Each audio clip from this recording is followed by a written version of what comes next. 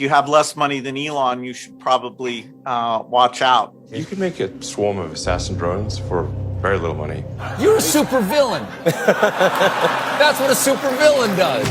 What are his real intentions? Yeah, and why does he refuse to talk about his personal life? Like, what's he hiding? He's going to be building a very big plant in the United States. He has to, because we help him, so he has to help us.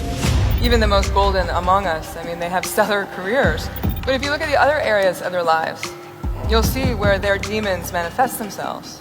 Why do so many people say he's evil? Isn't he? What are you talking about? He's literally saving humankind. Oh, come on. Is it true that you are evil? No, I am not evil. I just misunderstood. What the hell do you make of someone like that? What did he do? He made an electric car. It's basically impossible. And then he built a bloody rocket that you could reuse, which was impossible. And then he put one of his cars on top of the rocket and he shot it up into space. Okay, we need to get to the bottom of who Elon Musk really is. Okay, so when did it all start? It's not when or where, but who. It starts with the world's oldest supermodel. Her name is May, like the month, but with an E at the end. Thanks for spelling my name, Elon. It says May Haldeman immigrated from Canada to South Africa in 1950. 20 years later, she married Elon Musk, and a year after that, in 1971, Elon was born.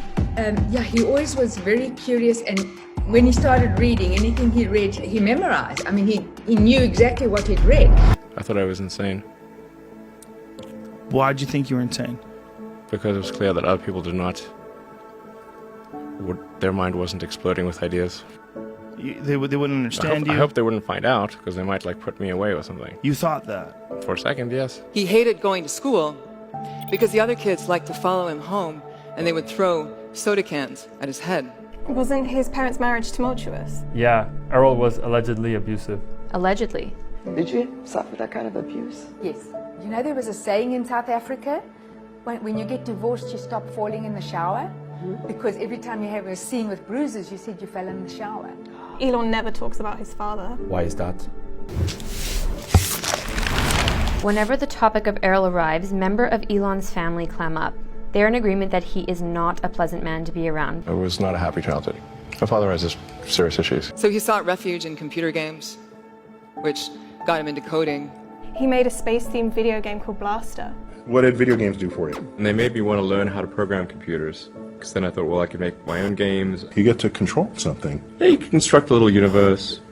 When I was in high school, we called them geeks. And it was not a compliment. What is a geek? Somebody who is obsessed with learning something, mastering a skill set or a body of knowledge, and would rather do that than develop social skills. I think on Wikipedia it says that I was inspired by my father in terms of technology. This is actually not true. I think that needs to be corrected. He's somewhat of a Luddite, actually, in many respects, and particularly computers. He didn't want to buy a computer and refused to use computers and said they would never amount to anything. As far as role models, Neil Armstrong was one of his heroes. That's one small step for man, one giant leap for mankind. Do you think, from your knowledge of the moon, having been there, that it is going to be possible in the foreseeable future to set up scientific bases there on anything like a large scale? Oh, I'm quite certain that we'll have such bases in our lifetime. That, right there, that's what gave Elon his purpose.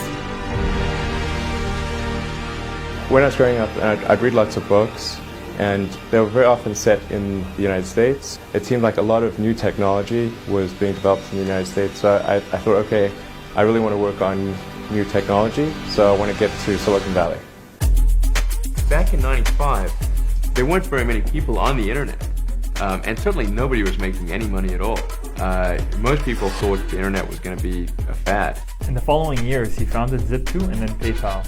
So this is an ATM. What we're going to do is transform the traditional banking industry. I met him when I was 18, he was 19. We were at college. Science fiction novelist Justine Wilson. My fear is that we become spoiled brats, that we lose a sense of appreciation and perspective. How many kids did they have? 6. I'm only counting 5. I had a son who died at 10 weeks. It was called a SIDS-related incident. And I went to Burning Man, I think 6 times after that happened. And I had a ritual I would do. And I would go to the Temple of Loss, but I always found a place on one of the walls, and I would write, Nevada Alexander Musk. He was a good baby. And then they would set the temple on fire. And that ritual was incredibly comforting to me. Did Elon ever talk about it? No. He just threw himself into his work. There need to be things that make you look forward to waking up in the morning. You wake up in the morning, you look forward to the day, forward to the future. A future where we are a spacefaring civilization and out there among the stars, I think that's very exciting. We create a parallel world to escape the world that rejects us, or the world that we find too painful to live in. But some people are so good at doing this and master such an amazing skill set that they take their world and they infuse it into our world and they change the world. And these are the people we call visionaries. 2008, the rocket company is not going well. You've had 3 failures. Great. The car company is hemorrhaging money. Yeah. Each month that passes is literally costs us tens of millions of dollars. I mean, we need to appreciate that. And the American economy has tanked in the worst recession since the Great Depression. Right. This is serious. This is a major threat to our economy. Move it there! What was that year like for you? And I'm getting divorced, by the way. Add to that. And then came the betrayal. Who betrayed him? SpaceX's lack of experience bothers some NASA legends, like Apollo astronauts Neil Armstrong and Gene Cernan. But having cut my teeth in rockets more than 50 years ago, I am not confident. Now is the time to overrule this administration's pledge to mediocrity.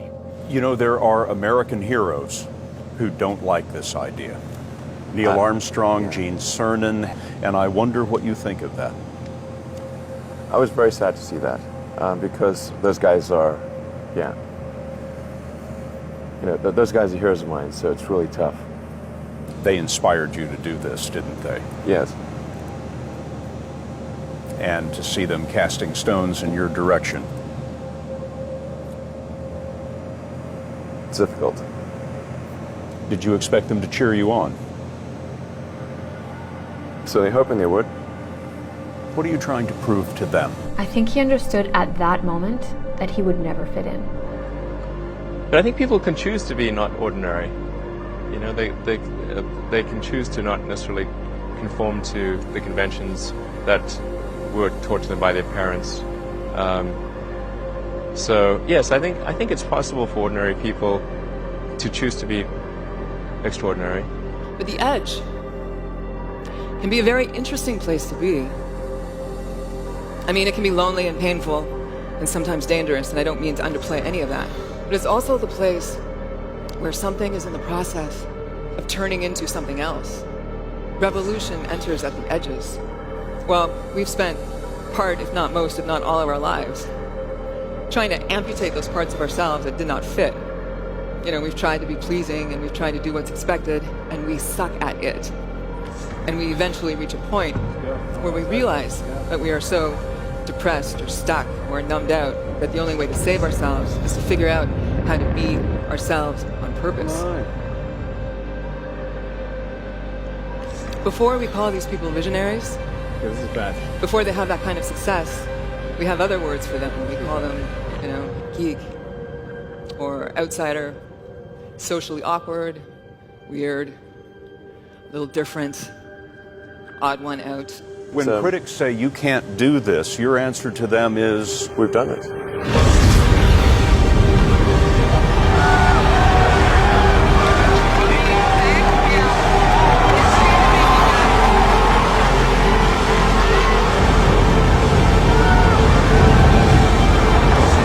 That's what outsiders do.